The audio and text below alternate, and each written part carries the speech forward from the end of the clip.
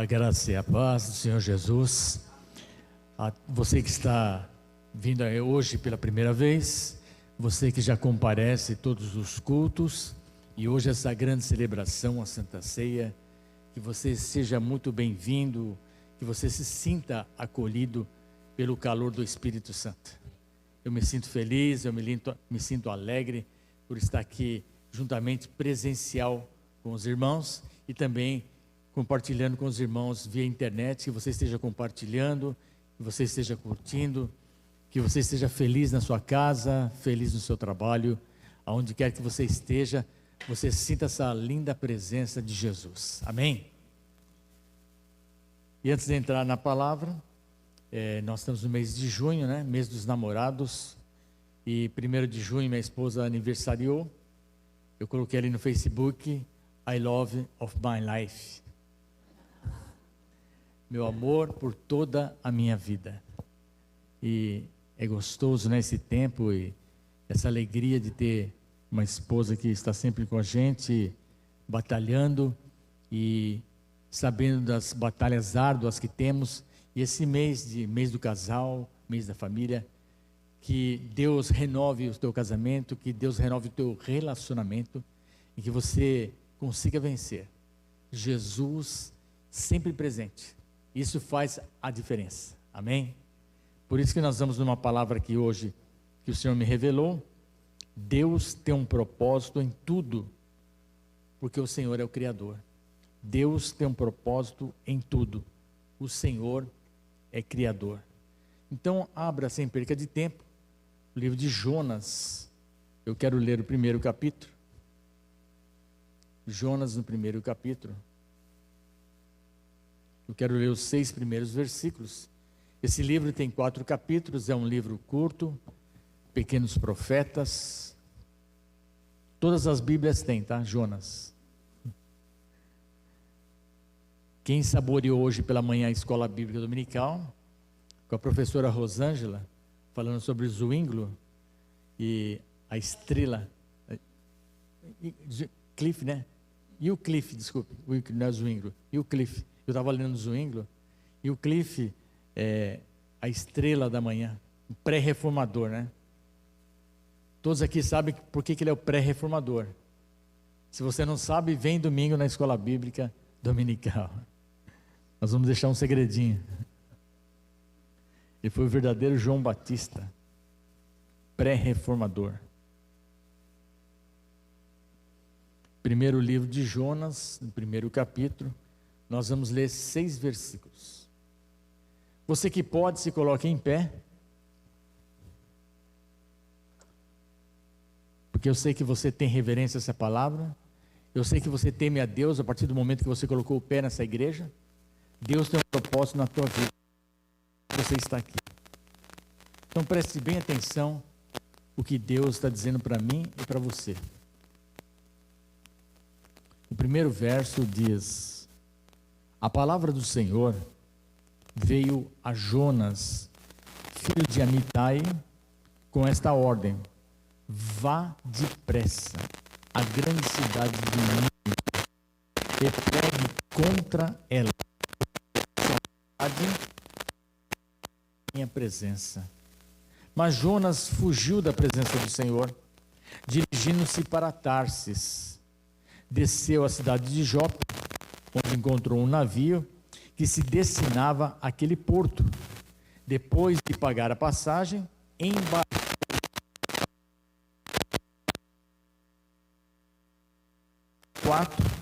O Senhor, porém, fez soprar um forte sobre o mar. Caiu uma tempestade tão violenta que o barco ameaçava arrebentar-se. Todos os marinheiros ficaram com medo e cada um clamava ao seu próprio Deus, com D minúsculo. E atiraram as cargas e o mar para tornar o navio mais leve. Enquanto isso, Jonas, que tinha descido ao porão e se deitara, dormia profundamente. Último verso que eu quero ler, o 6. O capitão dirigiu-se a ele e disse: Como você pode ficar aí dormindo? Levanta-se, clame ao seu Deus. Talvez Ele tenha piedade de nós e não morramos. Pode tomar assento, por favor? Feche esses lindos olhos que Deus te deu e abra os olhos espirituais agora. Prepara o teu coração. Eu quero fazer uma oração para que o Espírito Santo conduza essa palavra, que não venha nada de mim. Senhor, misericórdia, Pai, porque de mim eu não posso nada, eu não tenho nada, Senhor. Mas de Ti, meu Deus, nós esperamos, nós confiamos, nós acreditamos, Pai, que estamos no barco certo. Senhor, que para a tempestade, Senhor, que para o vento e o mar, pois Tu és o único Deus, o Deus vivo. Põe as Tuas mãos agora, nos dá a direção desta palavra. Há pessoas aqui que o barco está afundando, há pessoas aqui que o barco está perecendo, há um sono profundo. Meu Deus, liberta agora, levanta agora essa pessoa, Pai, e que ela possa ver a provisão de Deus, o socorro de Deus, porque o cair é do homem, Senhor, mas Deus levanta. Põe as Tuas mãos poderosas agora, e que essa igreja nunca venha parar. Uma igreja que luta, uma igreja que vai em frente, uma igreja que marcha. Em nome de Jesus, nós vamos conseguir vencer, para a glória poderosa do Teu nome. A igreja diz amém. Amém, graças a Deus. Eu tomei 3 pontos dessa mensagem, um livro muito conhecido. Muitos conhecem Jonas como o profeta fujão, como o grande peixe que tomou a Jonas. Isso é muito conhecido, mas eu quero compartilhar com os irmãos. Ele primeiro ficou longe de Deus, depois foi descoberto a sua identidade, isso é muito importante. E terceiro ponto, Deus revela o seu propósito. Interessante, né? Esses 3 acontecimentos, essas 3 narrativas na vida de Jonas, esse profeta também que passou ao lado de Israel, profetizou, conhecia a palavra de Deus, conhecia o Deus de Israel, mas estava embarcado numa navegação errada. Quantas pessoas estão embarcando em algo errado? Estão caindo em heresias, estão em igrejas que não era para estar, e muitas das vezes Deus leva aonde Ele quer. Deus quer te colocar exatamente no lugar certo, na embarcação certa, para que o barco que você esteja, ele chegue a outra margem. Porque todos nós temos dificuldades, todos nós falhamos, todos nós somos frágeis e dependemos totalmente de Deus. Uma coisa é você depender do Senhor, uma coisa é você depender do Espírito Santo, pedir a direção a Ele, a outra é você querer entrar num barco sem a permissão de Deus, e estar num local naquele momento, na hora errada, no momento errado, mas principalmente longe de Deus. Jonas foi chamado para ir a Nínive e lá levar a mensagem da salvação, para que toda a cidade se rendesse ao Senhor e conhecesse o Evangelho e fossem salvos.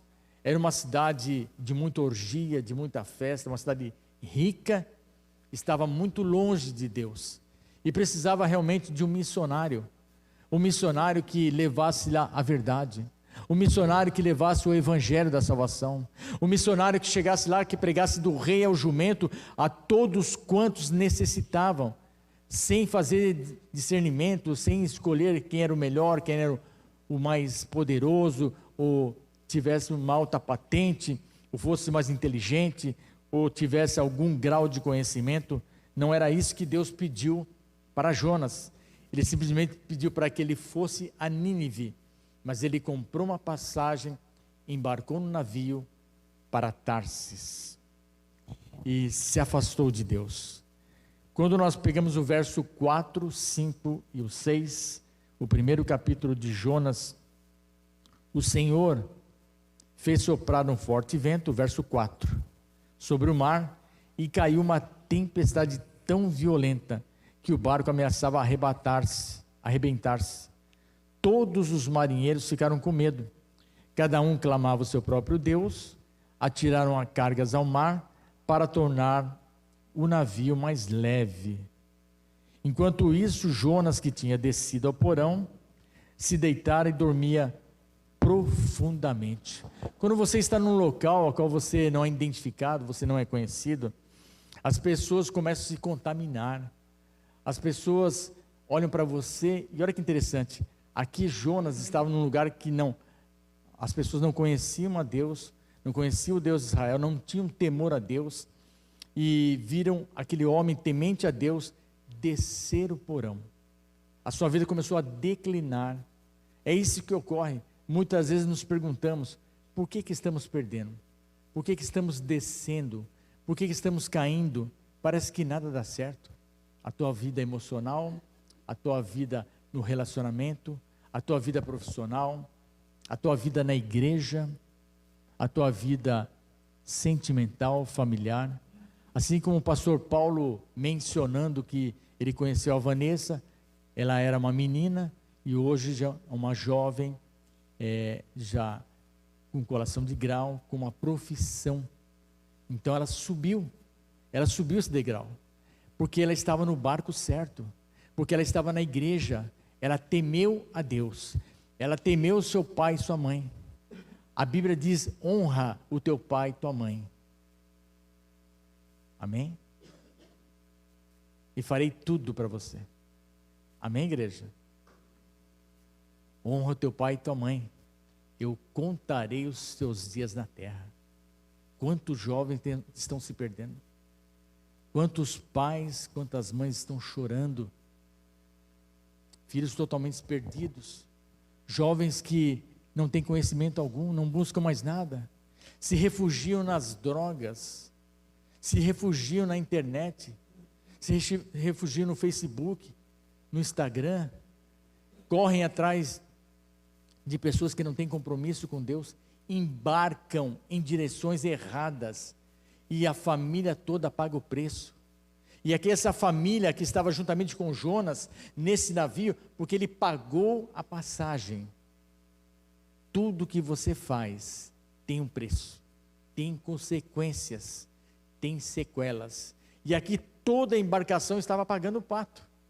Ele estava lá no porão, dormindo.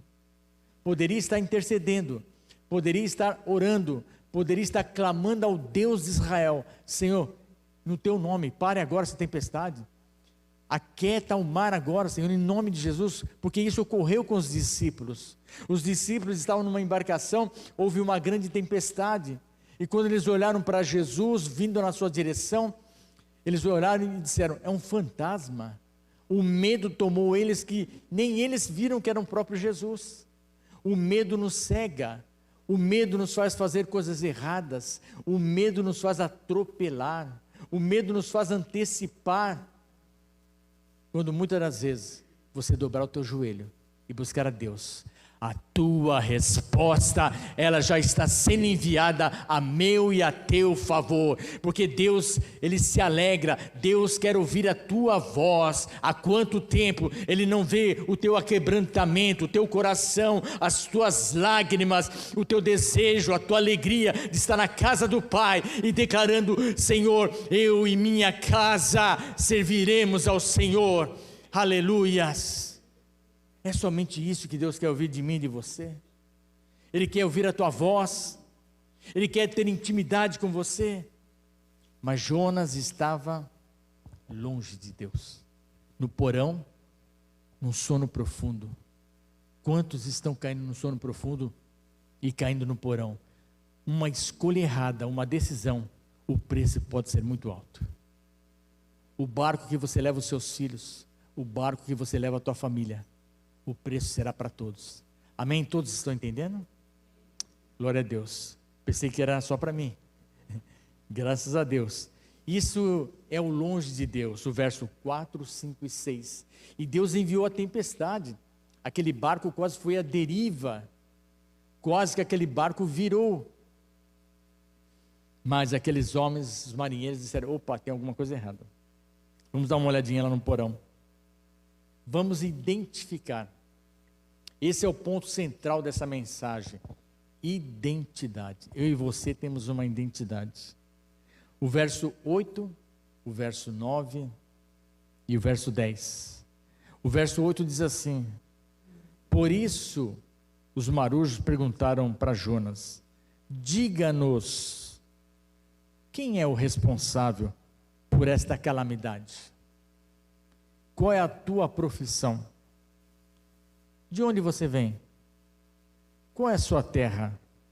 A que povo você pertence? O verso 9 diz: ele respondeu: eu sou hebreu, adorador do Senhor, o Deus dos céus, que fez o mar e a terra. E o verso 10 diz: então os homens ficaram apavorados e perguntaram: o que foi que você fez? Pois sabiam que Jonas estava fugindo do Senhor, porque ele já havia dito. Irmãos, quando eu e você nos identificamos, e isso não é só presencial, de ser humano para ser humano, não. Nós temos uma batalha espiritual. Quando nós nos identificamos espiritualmente, no trabalho, ou numa faculdade, ou um curso preparatório, um curso técnico, ou até qualquer outro curso, ou aonde quer que você esteja, quando você se identifica como um homem, uma mulher de Deus, as trevas se afastam. Porque as trevas estão a todo momento tentando armar contra a tua vida. A todo momento ele vai querer tirar a tua paz, a tua comunhão. E muitas vezes você pode falar assim: não, isso acontece lá na rua, lá no centro de Joinville, lá naquele bairro longe, bem afastado. Mas muitas das vezes, dentro da nossa própria residência, o inimigo ele vem para tirar a tua paz. Porque ele quer tirar a tua identidade. Ele quer esconder a tua identidade. E muitas das vezes, quando eu e você nos colocamos talvez num banco, ou talvez no seu próprio trabalho, ou se relacionando com alguém, você diz para essa pessoa: Deus te abençoe, fique com Deus, que Deus provenha o que você necessita, que Deus possa abrir os seus caminhos. Quando nós identificamos, as pessoas olham para nós e falam: peraí, você é diferente. As pessoas não falam isso hoje. As pessoas mal se cumprimentam. Nós não sabemos com quem estamos conversando. Nós não sabemos com quem nós passamos as pessoas. Muitas vezes não perguntamos nem o nome. Muitas vezes fechamos os vidros dos carros para não ter incomodação de alguém que está no farol vendendo balinha. Ou talvez alguém no banco, você está nervoso com uma situação financeira. Você não quer conversar, você não quer falar. Ou até dentro da sua própria casa. Você não tem diálogo, você se afasta. Cada um toma uma direção. Identidade é muito sério. Jonas escondeu a sua identidade. Ele estava no porão, escondido. Mas aqueles marujos chegaram para ele e falaram assim: ué, da onde que você é? Não é normal isso. Tem coisas que até o inimigo, até o ímpio, até pessoas que não têm conhecimento espiritual. Eu não estou dizendo que você é ignorante. Eu não sou melhor do que ninguém. Mas nós temos que ter discernimento.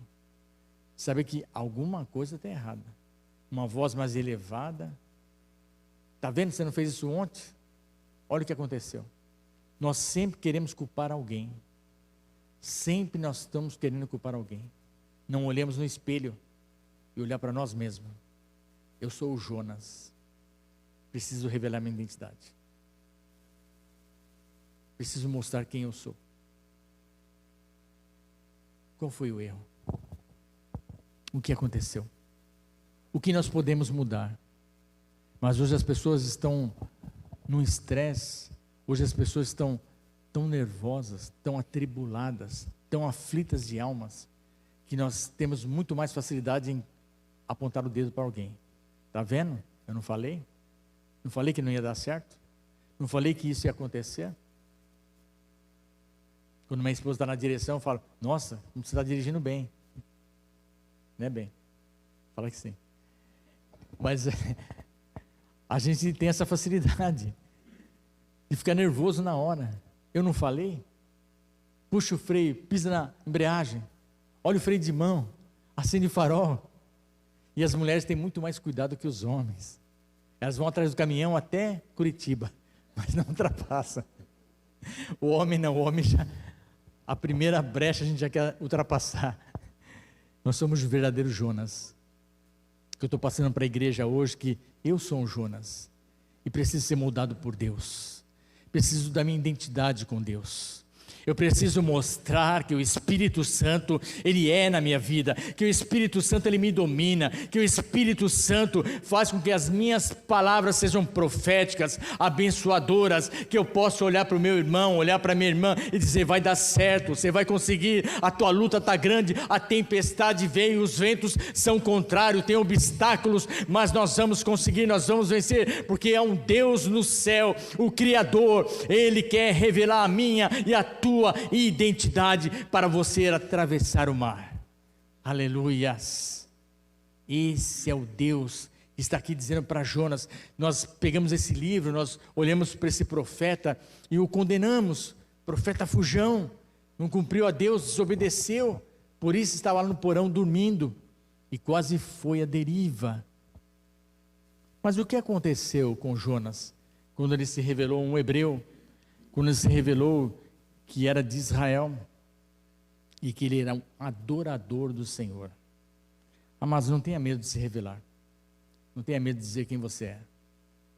Pise na cabeça do inimigo. Se ele estiver te afrontando, se ele estiver te perturbando, diga que você é um homem e uma mulher de Deus e você vai vencer em nome de Jesus.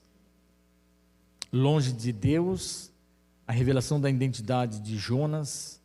E o verso 12, 13, 14 e o 15 fala sobre o propósito de Deus. Deus tem um propósito em tudo. Às quinta-feiras nós temos uma campanha aqui do propósito de Deus nas nossas vidas. A gente vem aqui, faz uma oração com um propósito. Nós oramos por esse propósito. Nós não pedimos aqui para que as pessoas venham fazer sacrifício ou venham pisar em alguma coisa aqui no chão, nada disso.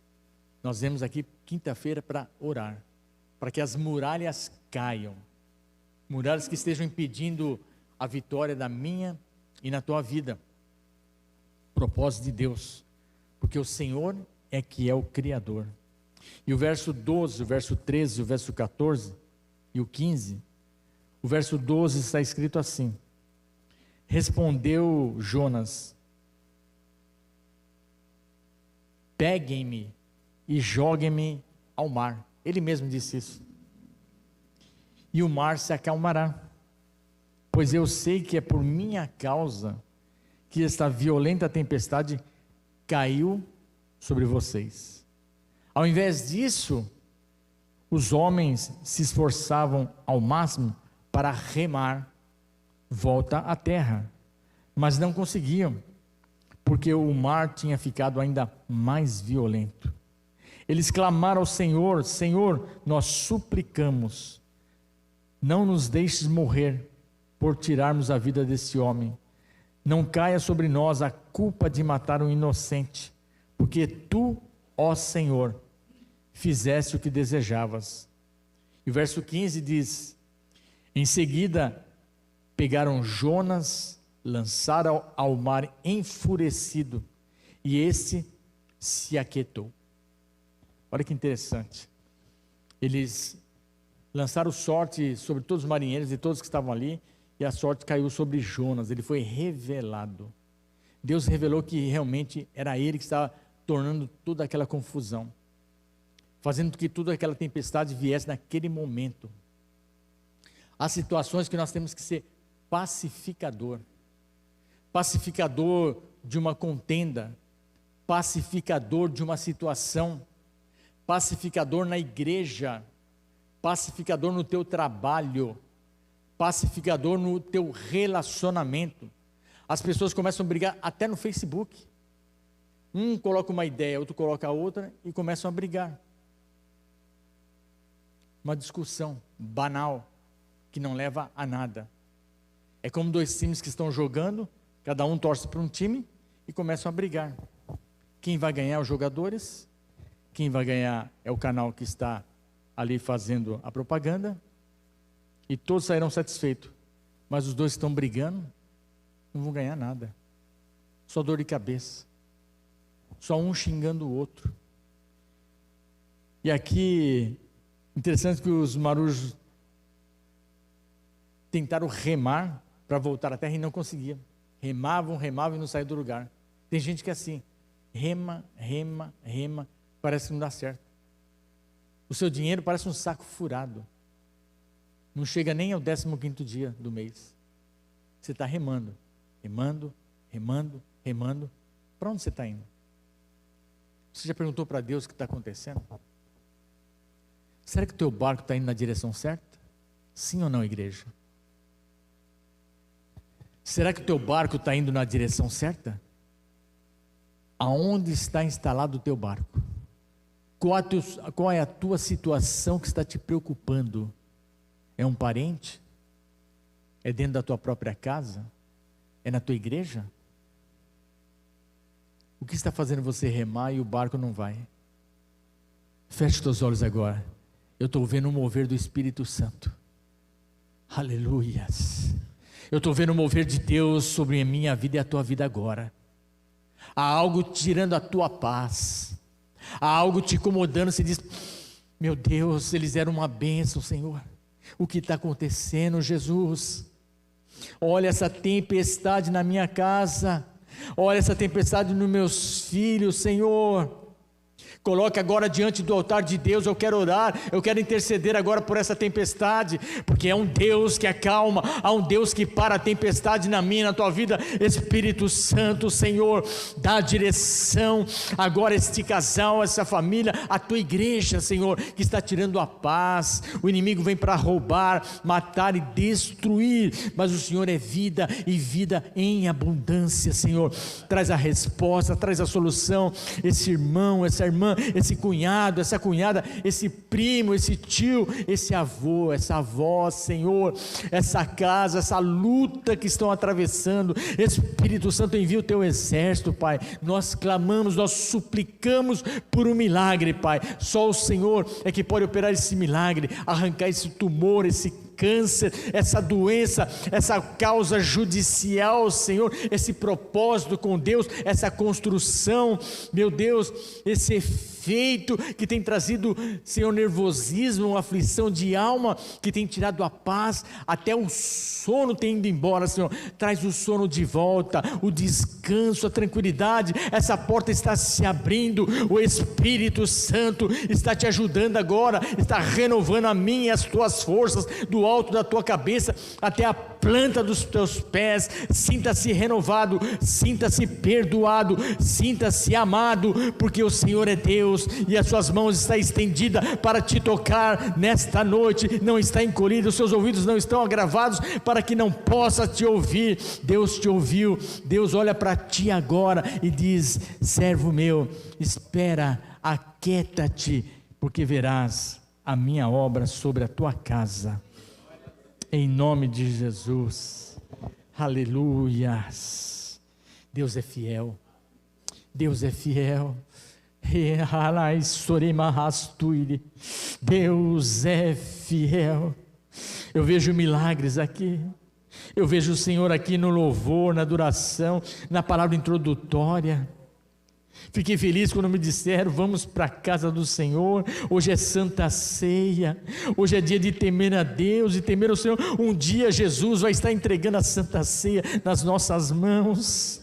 Um dia Jesus vai dizer: meu filho, fui eu que te chamei, fui eu que te trouxe aqui no meu reino. Aleluias. Deus tem um propósito, mas Ele quer que você não tenha vergonha da sua identidade. Amados, abra o livro de Mateus, o Evangelho de Mateus, capítulo 12.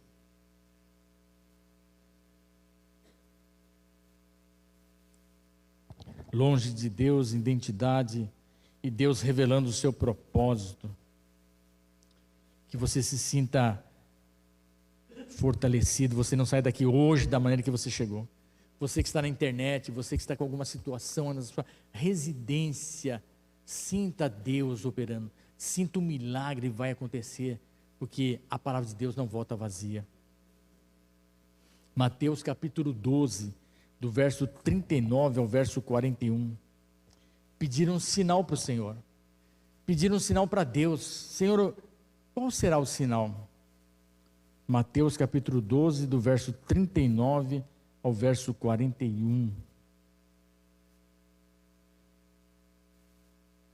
Ele respondeu: uma geração perversa, adúltera, ainda pede um sinal milagroso, mas nenhum sinal será dado, exceto o sinal do profeta Jonas. Pois assim como Jonas esteve 3 dias e 3 noites no ventre de um grande peixe, assim o Filho do Homem ficará 3 dias e 3 noites no coração da terra. Os homens de Nínive se levantarão no juízo com esta geração e a condenarão, pois eles se arrependeram com a pregação de Jonas, e agora está aqui, que é maior do que Jonas, o Senhor Jesus. Interessante que Jonas ficou 3 dias e 3 noites no ventre do peixe. É algo que a ciência não consegue explicar, é algo que aos nossos olhos parece algo impossível. O homem cair no ventre do peixe, aonde que ele vai parar? Mas ele vai parar aonde Deus quer. Porque Deus preparou esse grande peixe no momento que foi lançado ao mar, no momento que o mar se aquietou, aquele grande peixe engoliu a Jonas e levou aonde Deus queria, para Nínive. Porque Nínive era uma cidade de 120 mil habitantes. O amor ao próximo. Jonas não queria ir para Nínive. Jonas sabia que era uma terra terrível. Era até contra Israel. Eles até lutavam contra Israel. Eram pessoas perversas. Mas não sou eu nem você que vai converter as pessoas. Quem faz a obra é o Espírito Santo. Então somente leva essa palavra. Leva esse evangelho para a salvação. E foi isso que Jonas foi lançado naquela ilha. Ele foi lançado para que pregasse do rei ao jumento. Para que todos se convertessem. E todos creram e aceitaram a salvação. A pregação de Jonas. Jesus também. Jesus, quando foi crucificado, tirado da cruz, foi colocado numa tumba, a qual ele permaneceu 3 dias e 3 noites. E Jesus fez a obra ali mesmo, naquela tumba. Porque quando as mulheres chegaram lá, naquela sepultura, a pedra já havia tirada. Cadê o homem que estava aqui? 3 dias e 3 noites. Jesus ressuscitou. Ele ressuscitou e vive para sempre. Aleluias! Que palavra linda! Jesus ressuscitou. Por que Jesus ressuscitou? Para que eu e você tivéssemos uma identidade. Agora, o nosso país está formando uma nova identidade. Uma identidade onde tem todos os nossos dados. Mas há uma identidade celestial, a qual Jesus pagou um alto preço. Ele nos perdoou dos nossos pecados. Ele pagou um alto preço para nós sermos salvos deste mundo. E a tua identidade está marcado no livro da vida. Aleluias! Sabe que você pode glorificar a Deus, dizer um aleluia, um graças a Deus, o meu nome, o teu nome está lá escrito no livro da vida. Naquele dia o Senhor vai abrir e vai dizer: filho, pode entrar, você tem identidade. Você tem identidade. A tua identidade está marcada por Cristo Jesus. Amados, aonde você estiver, aonde você for, a tua identidade é Jesus. Você tem identidade de Jesus. Arranca essa tristeza. Chora para Jesus. Afasta essas lágrimas. Você não é derrotado, você não é um fracassado, você não é um perdedor. A sua identidade é de Cristo. Você tem uma nova identidade. O Senhor te conhece. Nós não conhecemos. Eu sou casado há mais de 40 anos. Mas não conhecemos nem a esposa, nem a esposa conhece o esposo. Só Deus conhece o coração. Mas que ele seja guiado por Deus. Amém? Para trazer paz. Para trazer prosperidade. Para que o nosso barco chegue a outra margem. O teu barco não vai afundar. Quando nós criamos aqui um alicerce, quando a nossa âncora do nosso barco está alicerçada na igreja da palavra, a igreja da oração, aonde você foi chamado. Eu tenho certeza que as pessoas que eu conheço aqui foram chamadas nesta igreja. Você faz parte do corpo desta igreja. A tua família está aqui. Então, ore pelas pessoas. A Bíblia diz: orais uns pelos outros. Orai sem cessar. Esses jovens que vieram cantar aqui, esse louvor, a qual vocês viram, os canarinhos de Jesus, a nova geração. Meu cabelo está branco porque eu vim para Joinville. Aqui faz frio, hein? Mas não é pela idade, é o frio. Mas Deus nos sustenta, Deus nos fortalece. E Deus está te renovando, te dando uma direção. A sua identidade é de um cristão. Como está a sua identidade lá no seu trabalho? Como está a sua identidade na sua casa? É só palavrão? É só reclamação? É só murmuração? Você valoriza o seu trabalho? Você ora no seu trabalho? Você ora na sua casa? O culto não acaba aqui hoje. O culto continua nos nossos lares. O culto continua na cidade de Joinville. O culto continua no nosso país. O Brasil pertence a Jesus Cristo. O Brasil será o maior celeiro evangélico do planeta. Nós vamos exportar pastores, nós vamos exportar levitas, nós vamos exportar lideranças, estratégias para ganhar almas para o reino de Deus. Amém, igreja? Nos coloquemos em pé agora. Eu, o pastor Paulo, a Silvana, minha esposa, nós estivemos ali no velório do nosso irmão Clóvis, a Cris e a sua filhinha estão lá no velório agora. O seu pai partiu e nós fomos lá dar um abraço no irmão Clóvis, que é um membro da nossa igreja. Então vamos orar por ele agora. Não é fácil perder um ente querido e a igreja está junto com ele. Eu e o pastor Paulo fomos lá dar um abraço para ele. E o que a gente poderia dizer para ele que Deus conceda os nossos sentimentos para com o irmão Clóvis, que o pai dele está sendo agora, o seu funeral será às 21 horas, e que Deus esteja com ele, guardando toda a família que está em prantos, e a Bíblia diz: chorem com os que choram e se alegram com os que se alegram. Vamos orar pelo irmão Clóvis então, fecha os olhos. Senhor Jesus, o papaizinho do irmão Clóvis, Senhor, partiu. Um dia cada um de nós terá uma partida deste mundo. E nós, Senhor, mostramos agora os nossos sentimentos ao irmão Clóvis, a Cris, que estão lá naquele velório, Pai. Leva a tua paz. E tudo que esse homem fez nessa terra, a maneira que ele conduziu a família, os filhos, a sua criação, todos ali estão sentidos, todos estão em lágrimas, mas sei que é um tempo determinado para tudo. Abençoa a sua casa, o nosso abraço da igreja ao irmão Clóvis, a Cris e a todos quantos, Senhor Jesus, estão com alguma tristeza, sintam-se abraçados agora, em nome de Jesus. Todos dizem amém. Amém. Tomem assento, por favor.